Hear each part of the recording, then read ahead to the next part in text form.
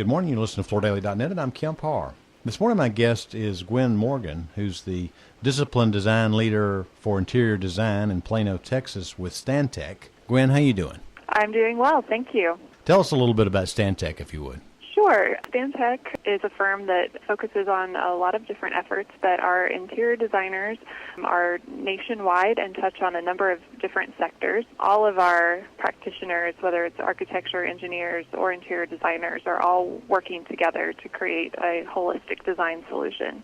As you mentioned, I am here in Plano, and we do a lot of design that focuses on education. Throughout the country, we also focus on workplace and other sectors. So we will be speaking at NeoCon, myself and two of my colleagues, talking about maker spaces this year, and we'll be able to share that diverse expertise and how maker spaces are integrated into not only education environments, but also workplace and even multifamily.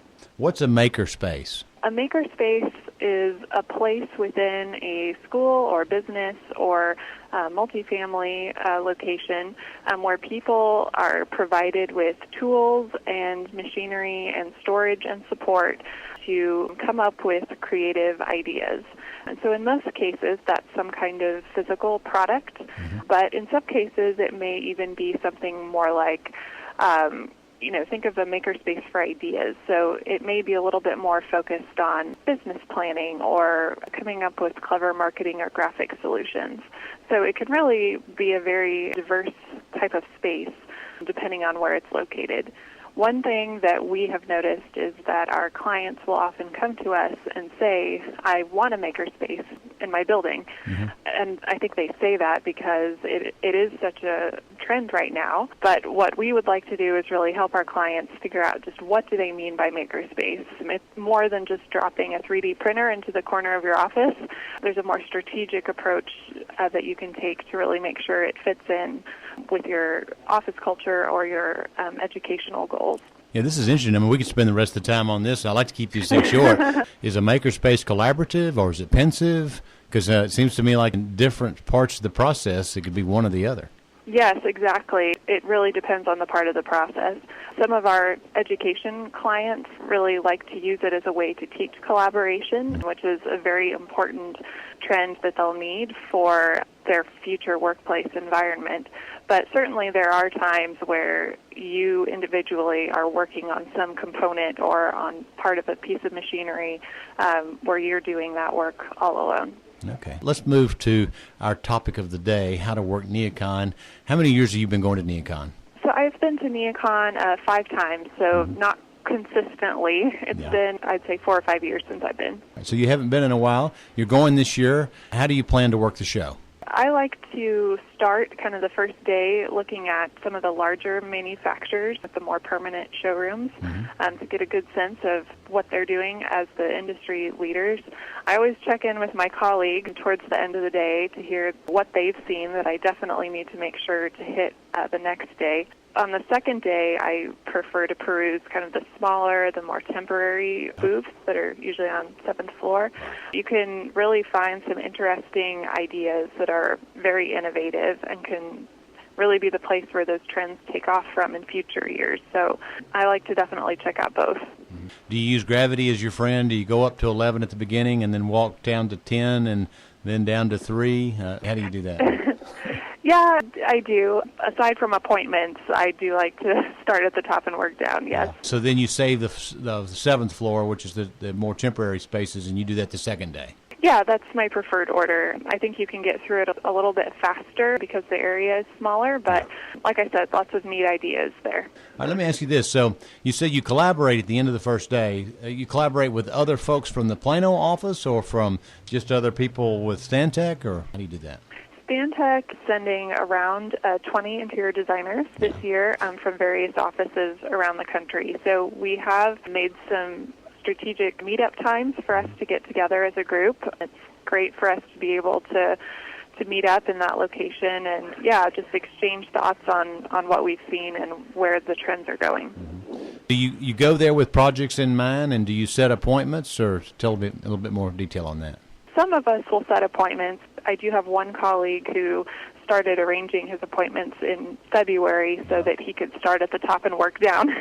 I personally prefer to be a little bit more spontaneous. I'll make a couple of appointments for things, yes, related to projects, but I like to wander about in and out on my own a little bit more. Are you going there with some specific needs? I would say this year I'm more interested in just getting a sense of the trends and, checking out some of the thought leadership that we're seeing at some of the seminars, in addition to adding our own seminar to the lineup. And when is that seminar? It is 9:30 Monday morning. Many of my audience is focused on the flooring business. Flooring continues to evolve. Are you going there to see perhaps what's changed in the flooring business? Yes, absolutely. I think we're particularly interested in seeing how sustainability continues to be a current trend and how that manifests itself in flooring products. I think, Shaw Contract and Interface Flooring are two that have led the sustainability conversation in the past. Mm-hmm. I'm very curious to see what they have that's new, but also to see what some of the other folks are doing to be a part of that process as well. So you go to NeoCon to learn about new products and to look for specific things that you need for projects you're working on. Do you take advantage of some of the parties that go on? Networking is always a part of conferences like this. So, yeah, I will often stop in to just catch up with folks that I want to make connections with. Okay, well, there's parties at the Mart certain times in the afternoon, but there's also off-premise kind of major parties that go into the evening. Will you go to any of those? I haven't decided yet. And when you get back, how do you define whether or not you've had a successful show? A successful show is one where we were able to meet a lot of new people, make strong connections. I love seeing new products that solve problems in clever ways. Identifying the trends, whether that's good or bad, those product trends will impact the project work that we do one way or another. When you work the NeoCon show, you're hearing from manufacturers the attributes of the product. What is your litmus test, or what is your vetting process for knowing whether or not what you're hearing is the truth? Do you talk to other designers later, or do your own research, or just take what they say at face value? I would say it's a combination of those things. Many of the manufacturers who have been in this industry for a long time have developed strong reputations for durable products that work well and are aesthetically pleasing. Mm-hmm.